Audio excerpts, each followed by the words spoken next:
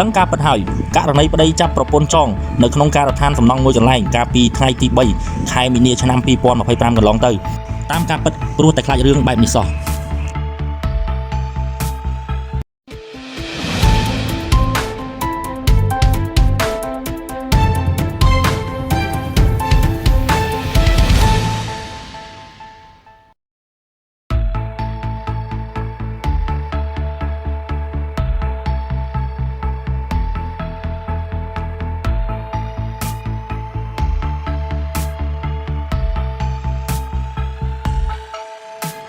នាងខ្ញុំឈ្មោះយ៉ងស្រីម៉េចនៅថ្ងៃទី3វេលាម៉ោង12ថ្ងៃត្រង់ខ្ញុំបានទៅរករឿងប្តីខ្ញុំឈ្មោះឈឿនវិរៈនឹងនៅការដ្ឋានសំណង់ហើយខ្ញុំក៏ខឹងគាត់រឿងគាត់ហៅគាត់ឲ្យទៅផ្ទះទៅអីទៅរៀបចំឲ្យខ្ញុំគាត់អត់បានទៅគាត់សុំកន្លែងការងារគាត់នឹងអត់ទាន់បានចឹងហើយខ្ញុំក៏អត់ដឹងថាគាត់នឹងសុំកន្លែងការងារគាត់នឹងបានឬក៏អត់ទេខ្ញុំក៏ខឹងខ្ញុំក៏ទៅទាំងកំរោទៅដល់ក៏ទាញកបិតនឹងយកទៅផងចាក់គាត់នឹងក៏ខ្លាចត្រូវគាត់ផងត្រូវខ្ញុំផងគាត់ក៏ចាប់ខ្ញុំចងផុតពីចាប់ខ្ញុំចងហើយគាត់ហូបបាយហូបអីហើយរៀបចេញទៅធ្វើការគាត់ក៏លែងខ្ញុំវិញទៅផ្ទះវិញទៅអីវិញរៀងខ្លួនទេសូមចិត្តបងប្អូនទាំងអស់គ្នា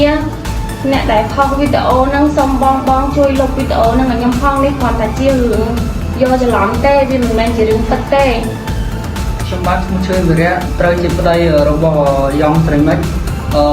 ការថ្ងៃទី3ការកាត់ហេតុហ្នឹងម៉ោងវេលាម៉ោង2:10ខ្ញុំបានចេញមកពីធ្វើការស្រាប់តែបើកទ្វារឃើញប្រពន្ធខ្ញុំយ៉ងស្រីម៉េចហ្នឹងគាត់បានទាញកំបិតចលើខ្ញុំក៏បានចាប់កំបិតនឹងទុកហើយក៏យកខ្សែហ្នឹងចាប់ចងគាត់ទុកដើម្បីអីដើម្បីការពារខ្លួនឯងផងហើយនឹងដើម្បីការពារខ្លួនគាត់ផងដោយសារអីខ្ញុំខ្លាចក្បែរដៃក្បែរជើងទៅអាចប៉ះពាល់ដល់គាត់ផងអាចនឹងប៉ះពាល់ដល់ខ្ញុំផងអញ្ចឹងទៅខ្ញុំក៏សម្រេចចិត្តចងគាត់ទៅហើយវីដេអូចំពោះវីដេអូហ្នឹងខ្ញុំអត់បានចង់ទៅគម្រាមកំហែងអីគាត់ទេខ្ញុំគ្រាន់តែថតវីដេអូហ្នឹងផ្ញើទៅឲ្យឪពុកគាត់ឲ្យគាត់ដឹងថាកូនគាត់មករឹបរឿងខ្ញុំនៅក្នុងការដ្ឋានកន្លែងខ្ញុំសម្រានកន្លែងបាយបងដោយសារអីតបមកខ្ញុំក៏ប្រាប់គាត់ចឹងហើយក៏វីដេអូហ្នឹងខ្ញុំក៏បានថតឬឆាតចែកចាយឲ្យអ្នកណាដែរបងហើយជាចុងក្រោយខ្ញុំសូមមហាជនទាំងអស់កុំយល់ច្រឡំនឹងខ្ញុំអីព្រោះអីខ្ញុំអត់បានធ្វើបាបឬធ្វើទរណកម្មធ្វើបាបដល់គាត់ទេខ្ញុំដើម្បីការពារខ្លួនឯងនិងការពារគាត់កុំឲ្យមានគ្រោះថ្នាក់ក្រោយខ្ញុំសូមទៅដល់ឪពុកម្ដាយទាំងសងខាងនិងបងសមាជិកគ្រប់សញ្ញាគ្រប់ស្ថាប័នទាំងអស់និងបងប្អូនដែលអ្នកលេងបណ្ដាញសង្គមទាំងអស់សូមកុំយកច្រឡំនឹងពួកខ្ញុំទៀតអីរឿងនេះវាមិនមែនជារឿង